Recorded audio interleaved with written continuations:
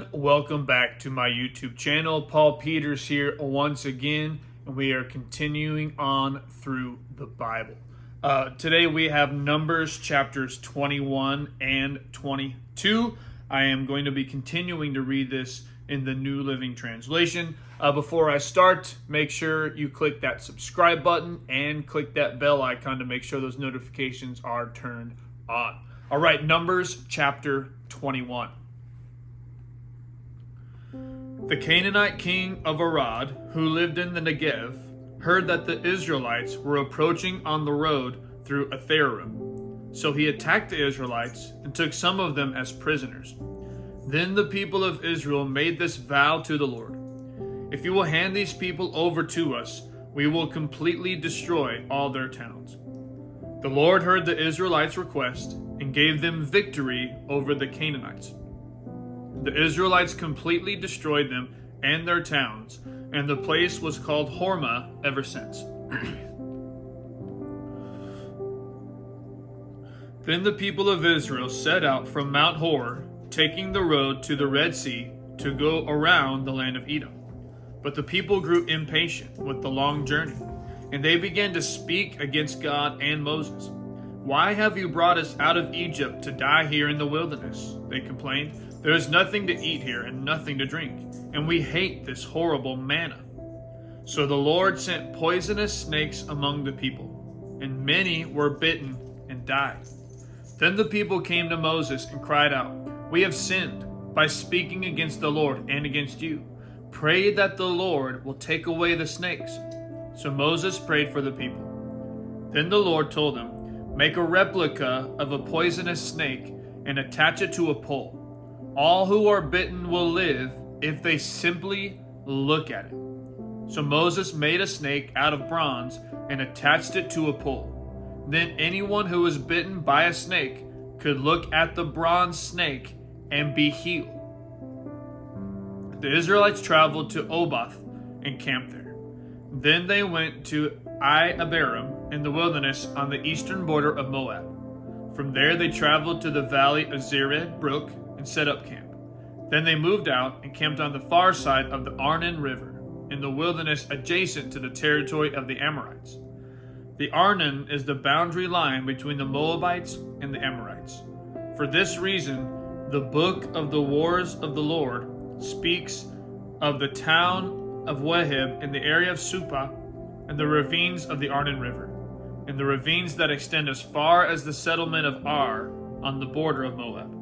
From there the Israelites traveled to Beer, which is the well where the Lord said to Moses, "Assemble the people, and I will give them water."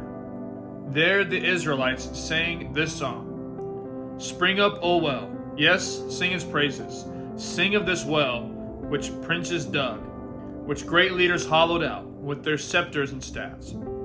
Then the Israelites left the wilderness and proceeded on through Mattanah, Nahaliel, and Bamoth. After that, they went to the valley in Moab, where Pisgah Peak overlooks the wasteland. The Israelites sent ambassadors to King Sihon of the Amorites with this message: "Let us travel through your land. We will be careful not to go through your fields and vineyards. We won't even drink water from your wells. We will stay on the king's road until we have passed through your territory." But King Sihon refused to let them cross his territory. Instead, he mobilized his entire army and attacked Israel in the wilderness, engaging them in the battle of Jahaz. But the Israelites slaughtered them with their swords and occupied their land from the Arnon River to the Jabbok River. They went only as far as the Ammonite border because the boundary of the Ammonites was fortified.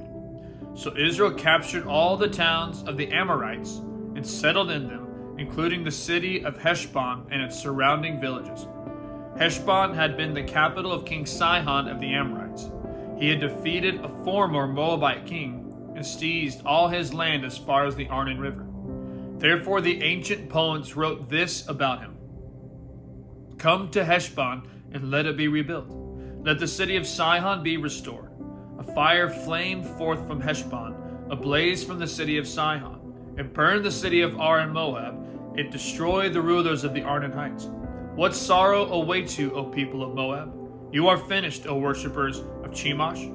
Chemosh has left his sons as refugees, his daughters as captives of Sihon, the Amorite king. We have utterly destroyed them from Heshbon to Dibon. We have completely wiped them out as far as Nophah and Medeba. So the people of Israel occupied the territory of the Amorites. After Moses sent men to explore the Jazer area, they captured all the towns in the region and drove out the Amorites who lived there. Then they turned and marched up the road of Bashan. The king Og of Bashan and all his people attacked them at Edrei. The Lord said to Moses, "Do not be afraid of him, for I have handed him over to you, along with all his people and his land.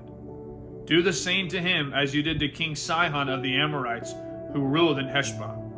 And Israel killed King Og, his sons, and all his subjects. Not a single survivor remained. Then Israel occupied their land. Numbers chapter 22. Then the people of Israel traveled to the plains of Moab and camped east of the Jordan River, across from Jericho.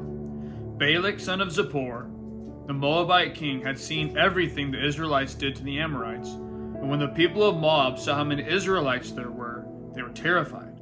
The king of Moab said to the elders of Midian, "The mob will devour everything in sight, like an ox devours grass in the field."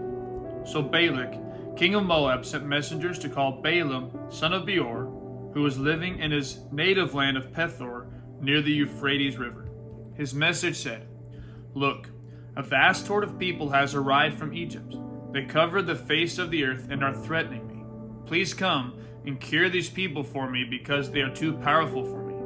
Then perhaps I will be able to conquer them and drive them from the land. I know that blessings fall on any people you bless, and curses fall on people you curse." Balak's messengers, who were elders of Moab and Midian, set out with money to pay Balaam to place a curse upon Israel. They went to Balaam and delivered Balak's message to him. "Stay here overnight," Balaam said. "In the morning I will tell you whatever the Lord directs me to say."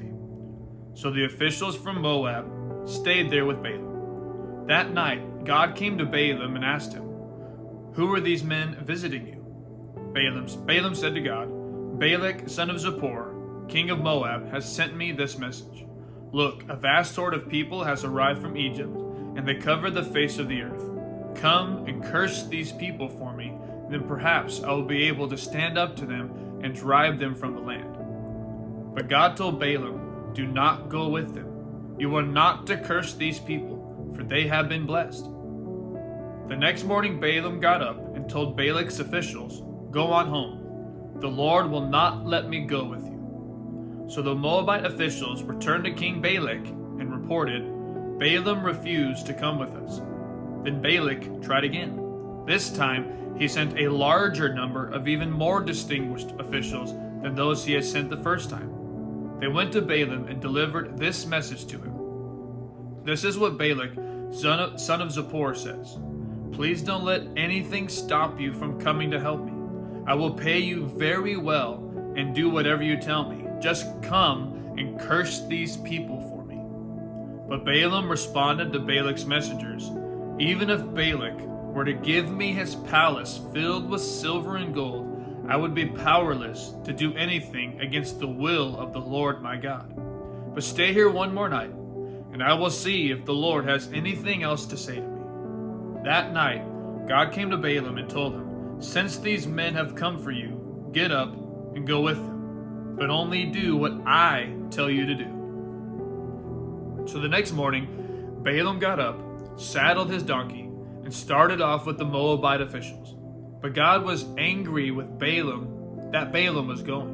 So he sent the angel of the Lord to stand in the road to block his way.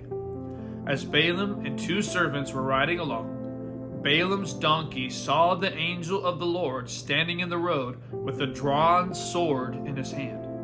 The donkey bolted off the road into a field, but Balaam beat it and turned it back onto the road. Then the angel of the Lord stood at a place where the road narrowed between two vineyard walls. When the donkey saw the angel of the Lord, it tried to squeeze by and crushed Balaam's foot against the wall. So Balaam beat the donkey again. Then the angel of the Lord moved farther down the road and stood in a place too narrow for the donkey to get by at all.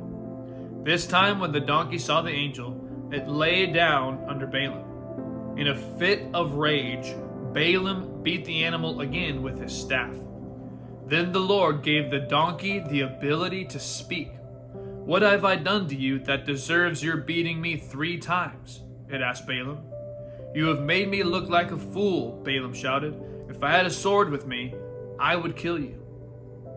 "But I am the same donkey you have ridden all your life," the donkey answered.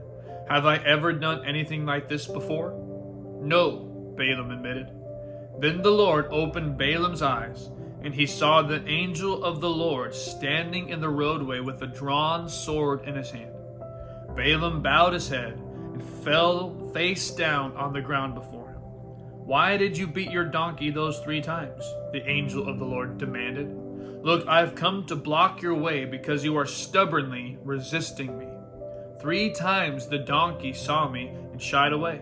Otherwise, I would certainly have killed you by now and spared the donkey.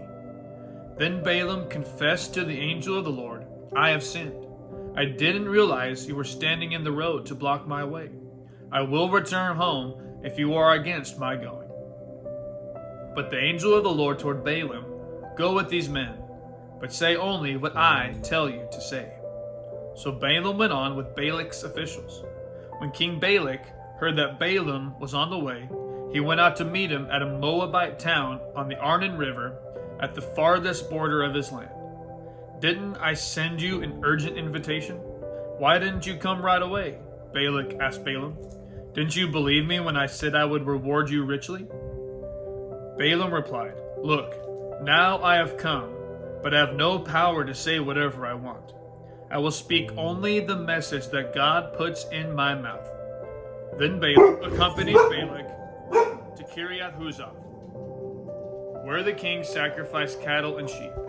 He sent portions of the meat to Balaam and the officials who were with him. The next morning Balak took Balaam up to Bamoth Baal. From there he could see some of the people of Israel spread out below him. That concludes today's reading of the scriptures. Just right timing since the dogs are getting a little rowdy and barking. Sorry about that, but that's just part of my life. We'll see you tomorrow as we continue on through the book of Numbers. Love you, and God bless.